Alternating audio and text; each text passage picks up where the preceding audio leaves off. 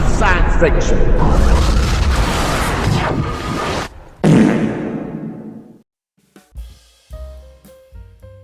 Hello and welcome to episode 3 of Star Trek Strange New World, the Children of Illyria review. And as you can see, I have regenerated. Yeah, I don't know if there's an improvement, but here we go. It's a new thing on Zoom. Well, you can put an avatar up, so I thought I'd give this a go for this review. So, very interesting episode of Strange New Worlds. This one was really, really interesting. It reminded me of that Next Generation episode where they ended up on that planet and there were these energy beings that were trying to possess your body. And I think there were prisoners on the planet, or was it? And then they did something like that in Enterprise with these energy beings, where they're like a big ship called Enterprise. Got a bit of a feel of that, but then again, there was a lot revealed in this episode.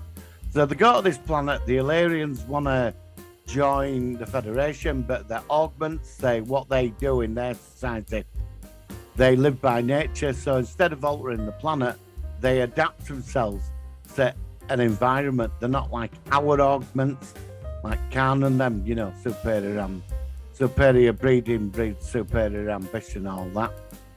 And we find out number one is an Illyrian. And it sort of like gets really interesting. And then we get the classic, there's an ion storm coming. I love that. So we're sort of like floating around in this episode where they're on this planet getting information, what happens to the Illyrians there. And there's problems beaming up, and they beam the crew up. And there's a disease that travels on light. It makes you want to feed on light, but eventually it will kill you because people are wanting bigger, more powerful light sources of heat and light. And number one's immune to it. She gets affected by it for a couple of minutes, then that's it. The engineering, the Andorian is Emic. He's excellent. He's so like, I am a genius sort of character, straight to the point. And I like it how Spock and Pike take a bit of a back seat. They're surviving on the planet. And they see these energy beings split off from the ion storm. And they're trying to get into this like room where they've sealed themselves in. But it ends up that they are the Illyrians. Something happened with their genetics and the storm. They became like that. And on the ship, there's this big infection running around. But Dr. Mabenga, it's his fault this thing got through, because we find out he's been keeping a secret from Starfleet that his daughter is in the transport pattern buffer. We've had that one before. I love this series so far. And what happens then is like when number one saves the crew, because she has the fight with Khan Noonien Singh and great-great-granddaughter, and we get into this whole, how do you say it, like the augment argument. When she was growing up, kids used to call the augment monster and all this, you know. And we get a bit of a mention of the eugenics wars on Earth. And it's like, there's more interesting bits in this episode. There's action's irrelevant. We're finding out more about the crew.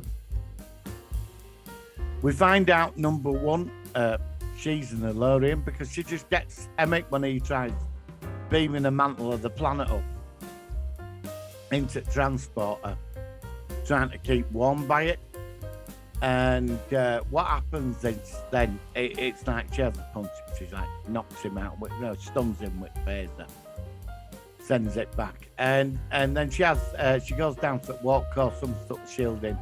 It's I forgot her name now. It's Khan Noonien Singh's daughter, great-great-granddaughter. She's took the warp core shields down, and they're all wanting the light.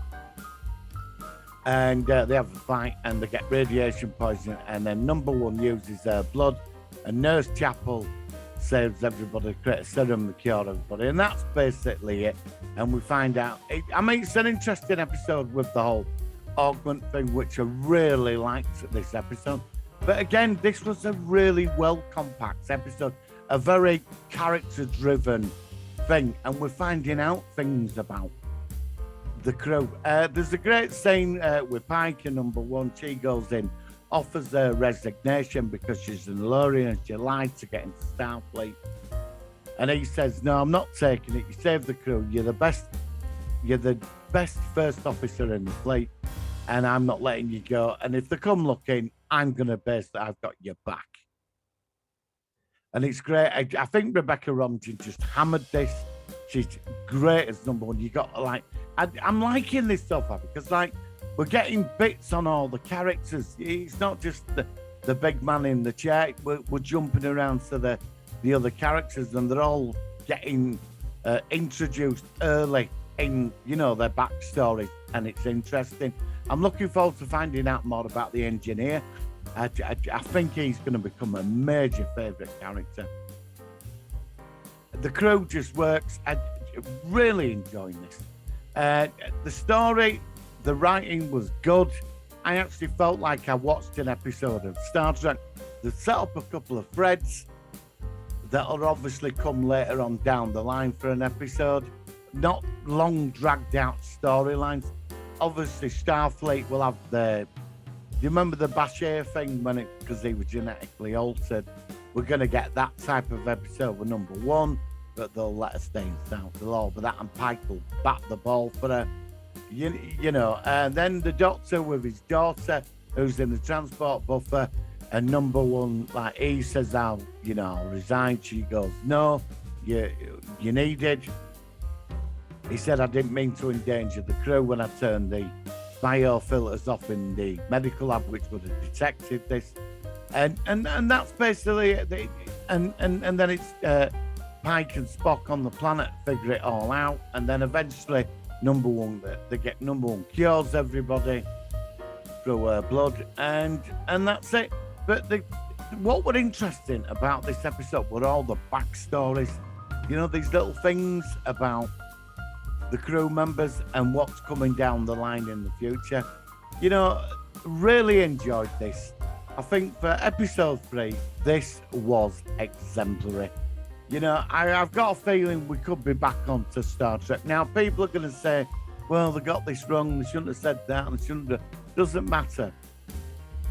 Right? I found there were no, patronising, anything. They just got on with the story. There's a message in there, obviously, about genetic modifications and all that, and how we feel about it. I mean, this is one of them arguments that could go on forever, you know, but that's what is interesting about this episode, because I'm going on about it now. You know, so all in all, roll on for episode 4. This is 3 episodes in, and I have not found a problem with any of this. I think, to be honest, it's been rather good. You know, so I'm quite impressed. So I will see you on the next review. Please give this video a like, please subscribe, and have a great weekend, and live long and prosper.